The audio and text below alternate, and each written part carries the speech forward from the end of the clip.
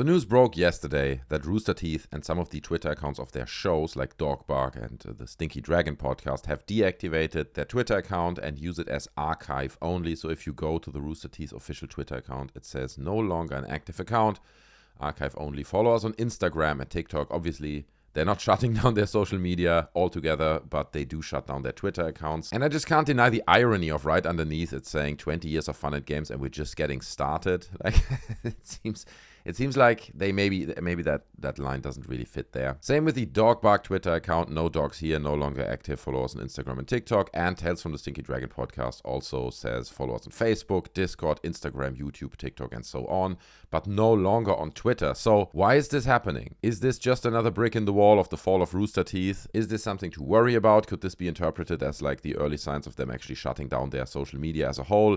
Let's talk about it. Now, if we're honest, they were not pulling great engagement numbers on Twitter. It's not that nobody was seeing their tweets, right? Because they do have just under like 1 million followers on Twitter, at least the Rooster Teeth main account. And if you look at the posts, they do reach people. It's like seen by 40,000 people, seen by 45,000, 47,000.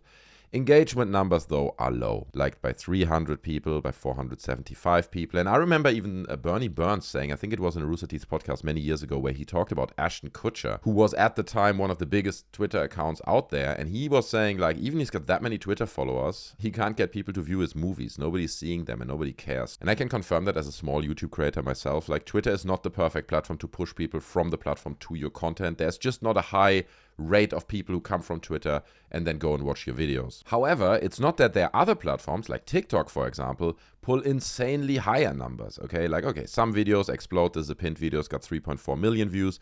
But look at this, like many of them like 4,700 plays, 4,600 plays, 40,000 plays, 11,000, 22,000. So comparing that to the 40, 50,000 views they got on Twitter, it's not that Twitter is like pulling insanely bad numbers. The engagement is worse, clearly, but the pure view numbers on them are not that far off, right? So why did they make that decision, right? Why did they move away with all these brands from Twitter, almost in like one collective move? It could actually be much more about Twitter than it is about Rooster Teeth, in the sense that Twitter has become super toxic, right? Elon retweets and promotes anti-Semitic content. He told advertisers to go F themselves. Many companies have abandoned Twitter.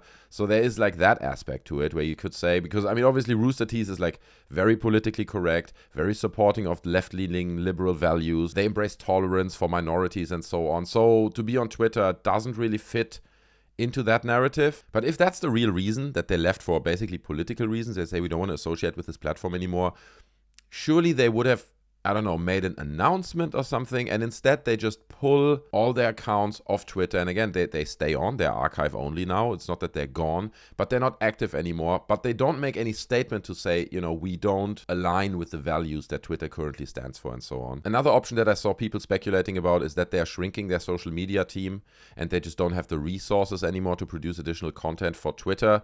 But it's, it's not like you need to create amazingly unique content for Twitter. A lot of the content that they put on Instagram or on TikTok and so on can be reused if it's slightly amended on Twitter as well. So again, that argument kind of falls flat because you don't need to create like very unique content just for Twitter that would keep a person busy 24 hours. But I think what kind of plays into that as well is that they made the mistake, if you want to call it that, of giving each one of their shows a dedicated channel. Like we looked at in the beginning, there's like a Stinky Dragon podcast channel, there's a Dogbark channel, then there's Rooster Teeth main channel. And loads of them are pretty new, right? Like Dogbark, for example, is new. They only have they have 7,000 followers on Twitter. So it almost feels like they've diversified too much on Twitter instead of just keeping it all on Rooster Teeth main and funneling it all through that.